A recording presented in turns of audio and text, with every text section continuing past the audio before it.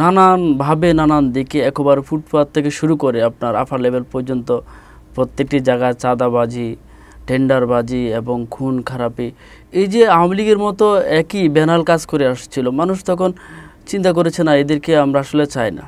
এবং মানুষ যখন এই দলটিকে চায় না এবং এই দলের বিষয়ে এই মন্তব্য মানুষ করছে, সেই সময় একটি গণতান্ত্রিক দল হয়ে আসলে তাদের পথে হাঁটা এটা গণ অধিকারের পক্ষে সম্ভব ছিল না। তো সেই জায়গায় এখানে জামাত না, এখানে জামাতের জায়গায় যদি অন্য কোনো দলেও সেই গণতন্ত্র সত্যিকারের গণতন্ত্র লালন করে, দেশ এবং জনতার পক্ষে কথা বলে, গণ অধিকার তার পথে হাঁটবে। সেটি জামাতের পক্ষে না, যে কোনো কারো পক্ষ হতে পারে। এটা আমি বলবো যে আসলে দেশের পথে হাঁটছে গণ অধিকার পরিষদ। গণ অধিকার পরিষদ কেন বিএনপির সঙ্গ ছেড়ে জামাতমুখী হলো? ধন্যবাদ জানাচ্ছি প্রথমত চেঞ্জ টিভিকে আমাকে এখানে সুযোগ করে দেওয়ার জন্য, এবং যারা আজকের এই অনুষ্ঠানে দেখছেন সবার প্রতি কৃতজ্ঞতা। আপনি যেটি বললেন যে গণ অধিকার বিএনপিকে ছেড়ে জামাতের পথে হাঁটলো কেন, এটি জনগণের চাওয়া ছিল, এটি আপনাদেরও চাওয়া ছিল। যেমন গণ অধিকার জন্মই হয়েছে মানুষের অর্থাৎ দেশ এবং জনতার চাওয়া পাওয়া নিয়ে। যে দলটির জন্মে হচ্ছে দেশ এবং জনতার চাওয়া পাওয়া নিয়ে, সেক্ষেত্রে জনগণের চাহিদাকে সবসময় গুরুত্ব দেবে, এটি স্বাভাবিক। বিশেষ করে এই সময়টাতে এসে আপনারা দেখেন জুলাই অভ্যুত্থানের পরবর্তীতে জনগণের যে চাওয়া ছিল, মানুষের যে চাওয়া পাওয়ার একটা জায়গা ছিল, সেই জায়গাটা মানুষ দিন দিন হতাশ হচ্ছে। অর্থাৎ জুলাই আন্দোলনের প্রতিটি দলে যেমন স্টেক হোল্ডার ছিল, প্রত্যেকটা দলের কাছ থেকে মানুষের ভালো কিছু আশা ছিল, সেই জায়গা থেকে মানুষ দিন দিন যখন খেয়াল করলো যে বিশেষ একটি দল যে তারা জুলাইকে পুঁজি করে নানানভাবে নানান দিকে একেবারে ফুটপাত থেকে শুরু করে আপনার আপার লেভেল পর্যন্ত প্রত্যেকটি জায়গায় চাঁদাবাজি, টেন্ডারবাজি এবং খুন খারাপি, এই যে আওয়ামী লীগের মতো একই ব্যানাল কাজ করে আসছিল, মানুষ তখন চিন্তা করেছে না এদেরকে আমরা আসলে চাই না। এবং মানুষ যখন এই দলটিকে চায় না এবং এই দলের বিষয়ে এই মন্তব্য মানুষ করছে, সেই সময় একটি গণতান্ত্রিক দল হয়ে আসলে তাদের পথে হাঁটা এটা গণ অধিকারের পক্ষে সম্ভব ছিল না। তো সেই জায়গায় এখানে জামাত না, এখানে জামাতের জায়গায় যদি অন্য কোনো দলেও সেই গণতন্ত্র সত্যিকারের গণতন্ত্র লালন করে, দেশ এবং জনতার পক্ষে কথা বলে, গণ অধিকার তার পথে হাঁটবে। সেটি জামাতের পক্ষে না, যে কোনো কারো পক্ষ হতে পারে। এটা আমি বলবো যে আসলে দেশের পথে হাঁটছে গণ অধিকার পরিষদ। শোনা যাচ্ছে গণ অধিকার পরিষদকে 2টি সিটের প্রতিশ্রুতি দিয়েছিল, কিন্তু তৃণমূল এটা মেনে নেয়নি। গণ অধিকার পরিষদ আসলে আপনারা জানেন যে সিটের রাজনীতি করে না। গণ অধিকার পরিষদ সৃষ্টি হয়েছে দেশের মানুষের অধিকার রক্ষার জন্য, দেশের মানুষের অধিকার প্রতিষ্ঠা করার জন্য। সেই জায়গা থেকে জনগণ যদি মনে করে যে গণ অধিকার পরিষদকে তারা আগামী দিনে সংসদে দেখতে চায় এবং দেশের শাসনের জায়গা থেকে তারা দেখতে চায়, তাহলে গণ অধিকার অবশ্যই বাংলাদেশের শাসন ব্যবস্থা আসবে, পার্লামেন্টে আসবে। কিন্তু এখানে কোনো দলের মানে সরাসরি দল থেকে কোনো আসন পাওয়া বা কোনো দলের বিশেষ ইন্ধনের রাজনীতি করা বা লেজ ধরে গণ অধিকার উঠবে, এই ধরনের টেন্ডেন্সি আসলে গণ অধিকার রাজনীতি কখনোই করেনি। আপনারা জানেন যে যখন যুগপৎ আন্দোলনের যে একটা মাত্রা চলছিল, একটা জনস্রোত চলছিল, সেই সময়ে আপনার বিএনপি জামাতের মতো বড় বড় দলগুলো যখন হচ্ছে রাজপথে তাদের মুভ করা কঠিন ছিল, তারা করতে পারেনি, তারা কর্মসূচি দিয়েছে, ব্যর্থ হয়েছে বড় বড়। সেই সময় একটি মাত্র দল গণ অধিকার পরিষদ। আপনারা দেখেছেন, দেশ দেখেছে, দেশের জনগণ দেখেছে যে প্রত্যেকটি আন্দোলনে কিন্তু গণ অধিকার পরিষদের স্বতঃস্ফূর্তভাবে অংশগ্রহণ ছিল। হাজারবার মার গেছে আমাদের নেতা বিপিনুর হক নূর, আমরা অনেকবার আহত হয়েছি, আমরা কারাগারে গিয়েছি এবং মৃত্যুবরণ করেছি, আমরা আপোষ করিনি। সেই সময় আপনারা দেখবেন যে যুগপৎ আন্দোলনের জায়গা থেকে বিএনপি সহ বেশ কয়েকটি দলের সাথে আমাদের জোট ছিল, সেটি যুগপৎ আন্দোলনের জোট। তো সেই জায়গা থেকে আন্দোলনটি যখন ফল করেছে, তো আমরা দেখেছি সেখানে বিএনপি আসলে আন্দোলন না করার কারণে আন্দোলনগুলো কিন্তু গণ অধিকারে বাস্তবায়ন করেছে, আপনারা দেখেছেন।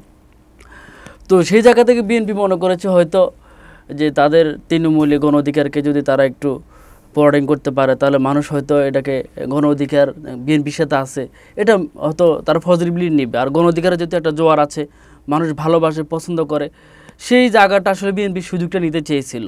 এই সুযোগের জায়গা থেকে বিএনপি আসলে আসন ঘোষণা করা, কিন্তু গণ অধিকারের অফিসিয়ালি দল থেকে এই ধরনের কোনো ধরনের আমাদের ছিল না।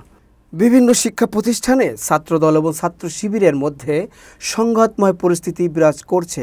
অভ্যুত্থানের 1 বছর না পেরোতেই এই দ্বন্দ্ব কোথায় নিয়ে যাবে? এটি আসলে দুঃখজনক। আপনি যেটি বললেন, দেশের মানুষ তো আসলে মানে একই ধরনের খুন খারাপি বা ছাত্র রাজনীতির যে নৈতিক চর্চা, যে সত্যিকারের যে রাজনৈতিক চর্চা, এটা তো আসলে ছাত্ররাজনীতি থেকে আসবে। গণতন্ত্র কারা চর্চা করবে? এখানে তো জাতীয়, যদি আপনি জাতীয় নেতা বলেন, জাতীয় নেতৃত্ব, এটা তো ছাত্র থেকে তৈরি হয়। যেখানে ছাত্রদের দায়িত্ব ছিল তারা রিসার্চ করবে, পড়াশোনা করবে, সত্যিকারের গণতন্ত্র তারা লালন করবে, সেখানে তারা এখন হচ্ছে যে টেন্ডারবাজি, সাদাবাজি, খুন খারাপি, এগুলো তারা চর্চা করে। যার কারণে হচ্ছে ভালো কিছু লালন না করার কারণে, ভালো চিন্তা ধারণ করার না কারণে তাদের ভিতরে একটা সন্ত্রাসী মনোভাব চলে আসে। আপনারা দেখছেন বিশেষ করে এই ঝামেলাটা হচ্ছে জুলাইকে আপনার হলো পুঁজি করা, অর্থাৎ জুলাইটা এটা তো বিশেষ কোনো দলের না, এই জুলাইটা হচ্ছে প্রত্যেকটি মানুষের, এই জুলাইটা হচ্ছে আমাদের রাষ্ট্রের, আমাদের প্রত্যেকটি নাগরিকের। তো আমরা দেখছি যে জুলাই পরবর্তীতে বিশেষ করে রাজনৈতিক দলগুলো জুলাইকে ব্যক্তি অর্থাৎ দলকেন্দ্রিক ক্রেডিট নিতে যখন তারা চর্চা শুরু করলো, তখনই কিন্তু এই কোন্দল শুরু হলো।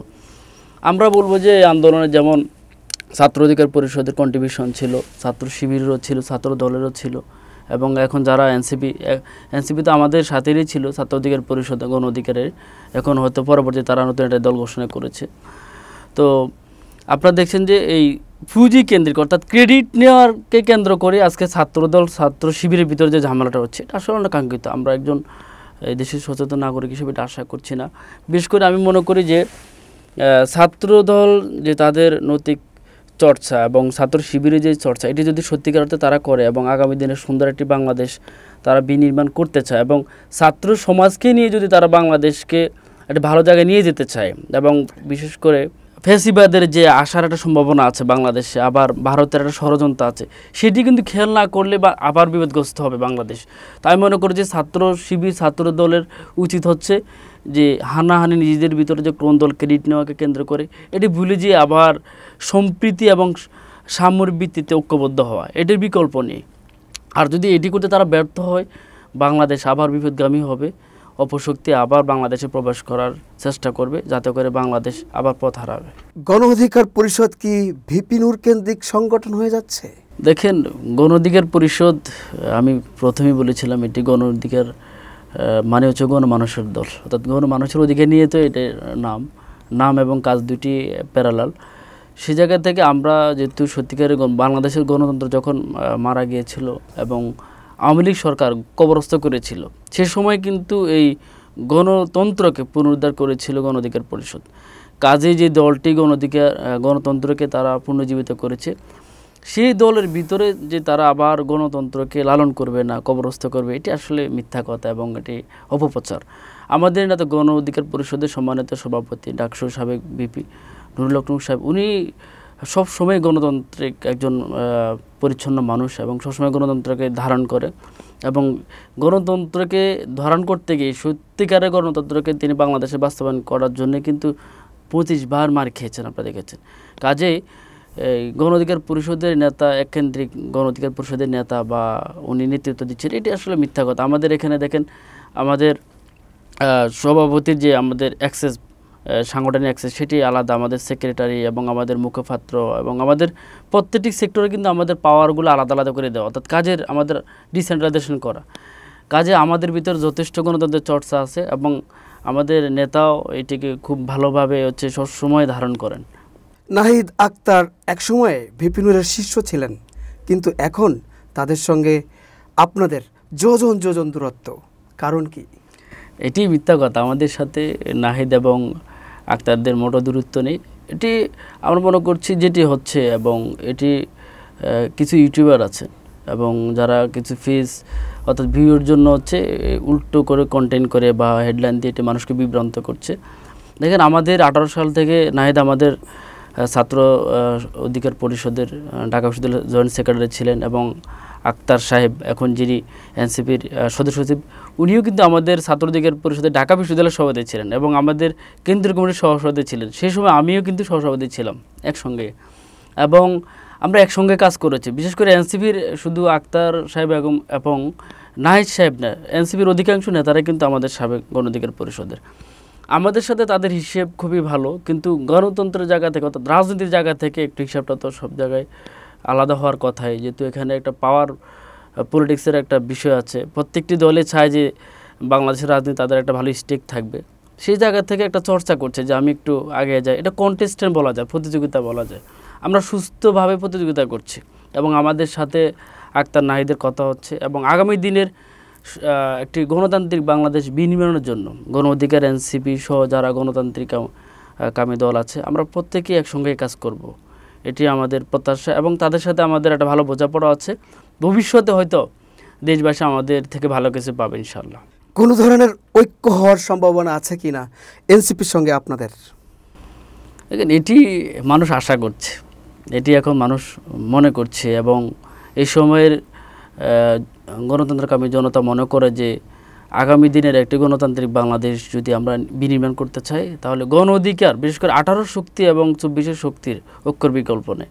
এটি একটি ভালো যদি আপনি এক্সপ্লেন করতে চান তাহলে এরকম যে দেখেন 2008-এর পরে যখন ভারতীয় তাবেদার সরকার তাদের সব ধরনের এজেন্ডা বাস্তবায়নের মধ্য দিয়ে আওয়ামী লীগকে ক্ষমতায় বসালেন বাংলাদেশের, তারা প্রথমত বাংলাদেশের গণতন্ত্রকে হত্যা করলেন। ভিডিওর আপনারা দেখলেন সেখানে অনেক আমাদের সেনা অফিসার ছিলেন, সেখানে ফিলকেনা ট্র্যাজেডিতে তাদেরকে হত্যা করলেন। হেফাজতদেরকে তারা অর্থাৎ যে ধর্মীয় যে বিষয়টা সেটাকে তারা হেফাজতের মধ্যে দিয়ে হত্যা করলেন। বাংলাদেশের অর্থনীতিকে তারা দাবিয়ে দিলেন, বাংলাদেশ সংস্কৃতিকে তারা অপসংস্কৃতি ঢুকিয়ে দিলেন চ্যানেলগুলোর মাধ্যমে। তারপরে দেখেন প্রত্যেকটি সেক্টর এবং শিক্ষা ব্যবস্থা আপনি দেখেন শেষের দিকে যদি আপনি লক্ষ্য করেন যে বাংলাদেশের যে শিক্ষা ব্যবস্থা সেটিকে তারা ফুতুলের মতো করে দিয়েছিল, খেলনাতে পরিণত করেছিল। অর্থাৎ তাদের পরিকল্পনা ছিল বাংলাদেশকে পঙ্গু করে দেওয়া, একটা স্যাটেলাইট স্টেট করা। সে জায়গা থেকে আমাদের বিশেষ করে যারা সচেতন রাজনীতিবিদ আছেন এবং ছাত্র নেতারা আছেন তারা চিন্তা করে দেখলো যে আসলে বাংলাদেশের যদি ক্রমাগতভাবে ভারতের পেটে ঢুকে যায় এবং আওয়ামী লীগ যদি আসলে সত্যিকার অর্থে বাংলাদেশকে এইভাবে শোষণ করে তাহলে বাংলাদেশ আমরা হারিয়ে ফেলব। সেই সময়ে কিন্তু আপনার এই বিভিন্ন ইস্যু কেন্দ্রিক আন্দোলন হচ্ছিল কিন্তু সফল হচ্ছিল না, রাজনীতিবিদরা তখন ব্যর্থ, দলগুলো ব্যর্থ।